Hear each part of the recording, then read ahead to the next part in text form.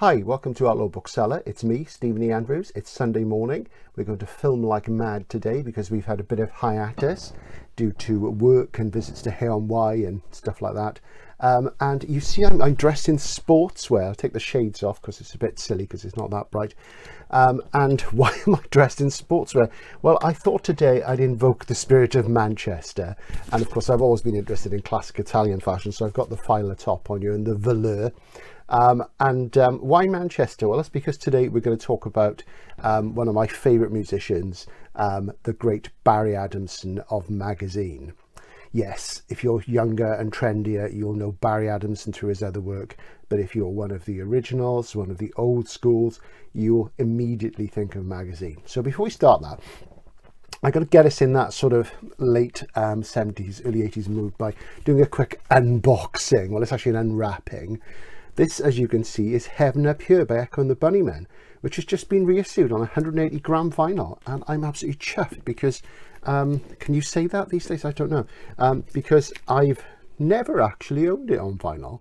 And it was loaned to me many, many years ago, back in the early 80s, by my friend Steve Holmes. Hi, Steve.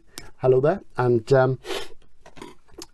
it's a great record. And at the time, I was very, very enamoured of the more sophisticated bands around. And by sophisticated, I mean bands with keyboards as well as guitars, bass, drums, vocals, what have you.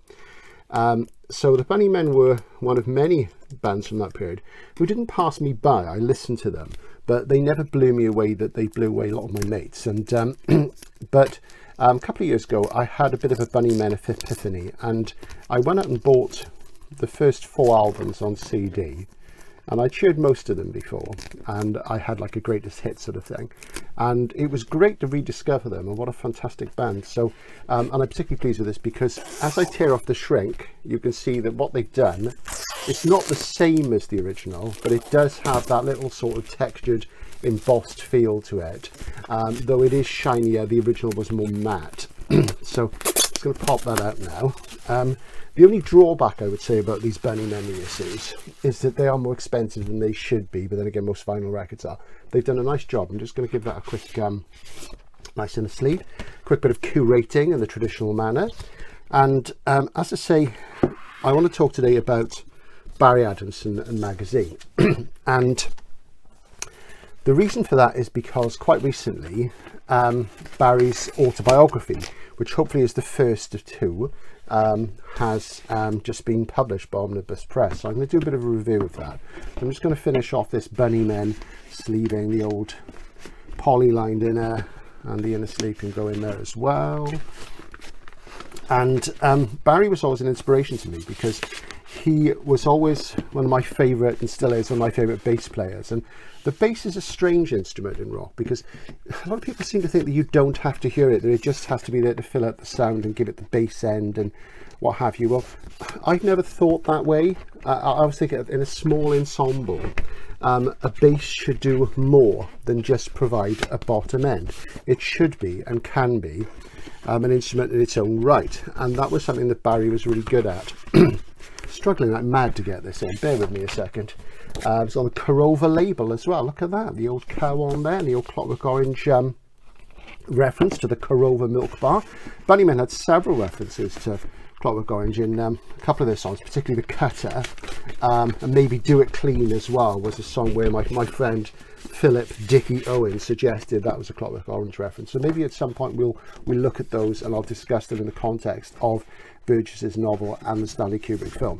So right, so we're finally getting there. 4 minutes in. So not really working. So that was one of the toughest ones. And the PVC sleeve. So yeah, so Barry, as I say, was one of my favourite bass players. And the reason why was because he, like the other two great bassists of that time, the mighty Jean-Jacques Bonnel of the Stranglers and Mick Karn of Japan, these were people who really brought the bass to your attention. And it's not lovely. And, you know, they did something with it which hadn't been done before. Now, there were great bass players before that, of course. I mean, I immediately think of Chris Hillman from the Byrds, probably my first early rock bass player I really love, and John Cale as well from the Velvet Underground. But Barry had a kind of tone using a Boss chorus pedal, and the way he played, immediately you knew it was him. And straight away you were transported into a world where the bass was as important as the guitar, just as it was in the Stranglers and just as it was in Japan. So Burnell, Kahn and Adamson were, for me, the three kings of the bass guitar, and they've never been better. People like Lemmy, Paul Rudolph from Hawkwind and the Pink Fairies, Dennis Dunaway from Alice Cooper, all great bass players, and there are others out there, but these are people who really stood out to me. So I'm just going to talk a bit about Barry's book, and I'll show you in a moment, but I'm just going to show you another vinyl artifact. I realise this is going on a bit, but if you're a fan, you won't mind. Look at that, a magazine carrier bag. Marvellous. And that dates back to the Reformation gigs, where I finally got to see Magazine and got to see Barry play, and there's real life, which I remember trudging through the snow to buy that when it was new. The buses were all cancelled in my hometown, and I trudged through the snow 3 or 4 miles to Pontypridd just to buy it, and I had to walk home as well. And when I finally sat down in the cottage, popped it on the record player and put it on, it was just wonderful to hear that plangent sort of modernist keyboard line from Definitive Gaze after Barry's bass introduction. Fantastic stuff. So Magazine, yeah, great sort of band, formative influence. And this is the biography, the autobiography I should say, which is called Up Above the City, Down Beneath the Stars, and it's published by Omnibus Press, hardcover, very handsome as well. And what's great about it is underneath the jacket, which I'm going to take off, it's got these really nice shiny black laminated boards and the title and author on the spine there, and I think that's really simple but really beautiful, and it's got great end papers there. And I've just finished reading this, and I have to say this is one of the finest rock autobiographies I've read. That's not just because I like Barry. The writing is just really good. At the very beginning I wasn't certain, because it seemed quite impressionistic and he was trying to convey something, and I thought, oh, we may be in a bit of a slightly pretentious area here where the intention is there but the ability doesn't catch up. But the fact was, you know, within a page or two he had me nailed. That was it. And one thing that's fantastic about this book is that Barry is about 6 or 7 years older than me, and he writes about his childhood, which occupies almost half the book, in a simply amazing way. The way he writes about the subjectivity of the child, he puts you back into your own childhood. And, you know, because he's almost a generation older than me, but nonetheless there's certain common reference, the way he talks about the pop of the 60s, the pop culture. He talks about the Man from U.N.C.L.E., things like that.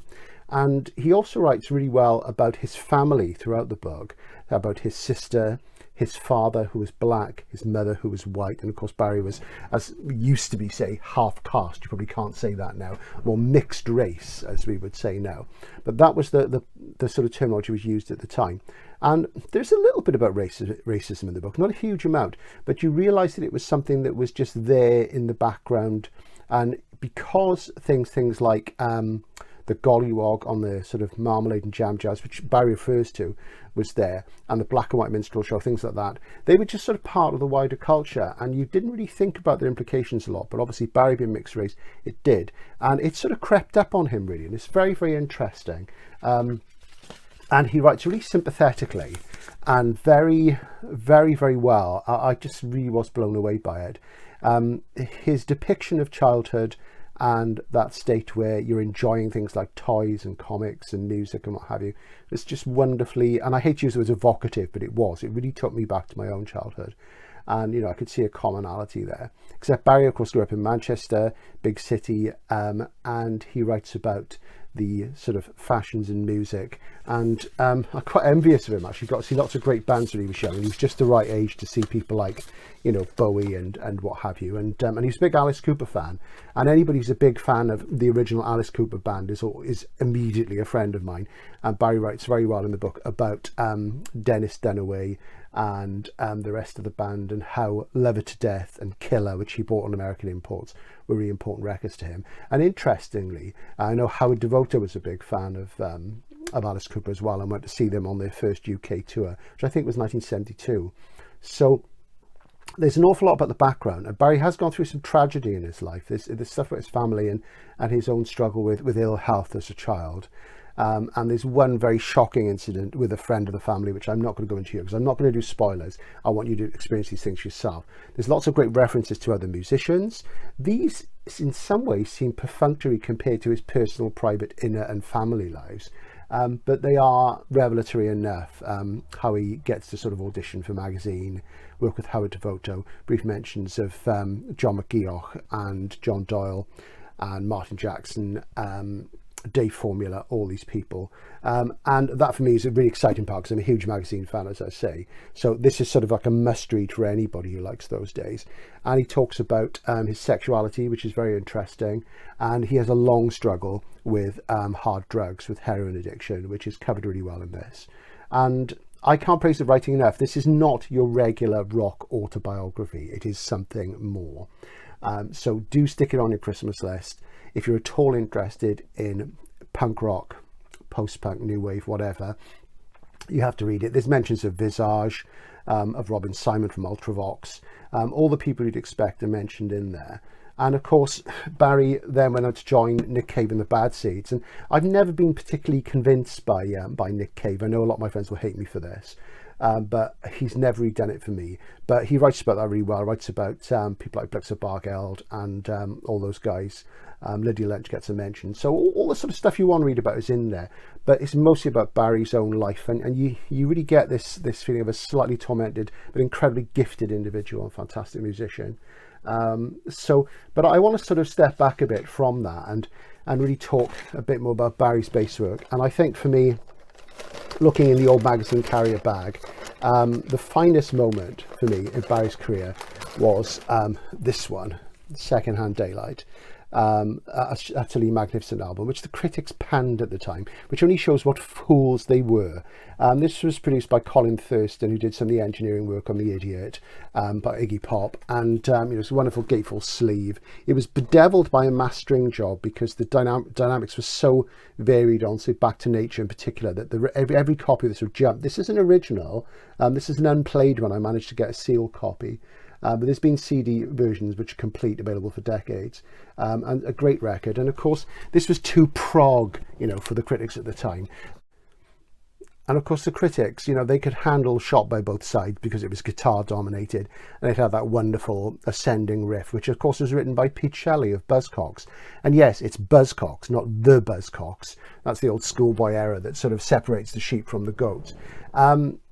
And even though the message was about political ambiguity and not knowing what side you were on, that was kind of lost. And Magazine were really probably just too intelligent and too intellectual to ever sort of get the sort of mass sort of success that their closest sort of affinity in any band they had instrumentally at that time were the Stranglers.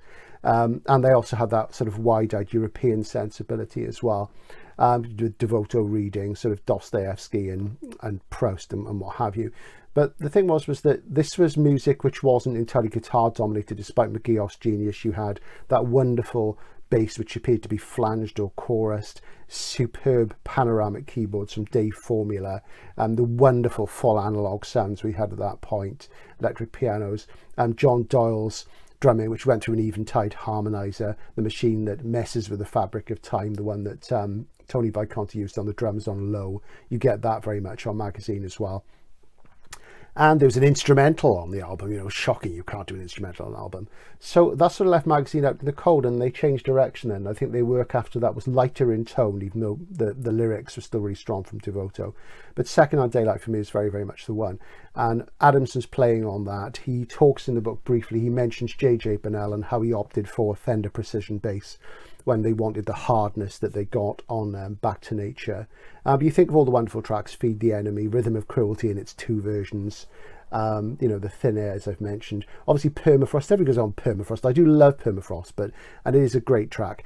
But for me, it's not the best track on the album. That would be one of the two really big ones, or possibly Thin Air. This is like Cut Out Shapes, and I Wanted Your Heart, Talk to the Body. It's all great stuff.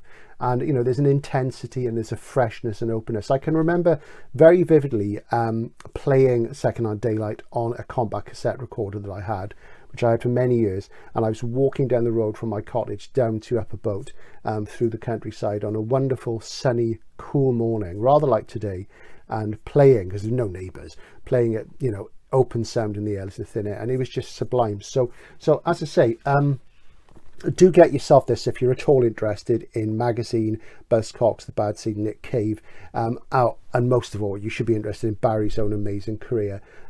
Fantastic book, and it will shock you, it will surprise you. The writing is superb, and it's a beautiful production from Omnibus. So well done, Barry, for producing such a great book. And it's made me want to go back to his work and look at the areas of his solo career that I know much less about. So do yourself a favour. That's Outlaw Bookseller doing a review of Up Above the City, Down Beneath the Stars by Barry Adamson. And if you've never heard the early Magazine albums, you only know the stuff with Nick Cave and later, get out there and buy them. They are amongst the finest rock and roll records in the history of the universe. This is Outlaw Bookseller signing off for now.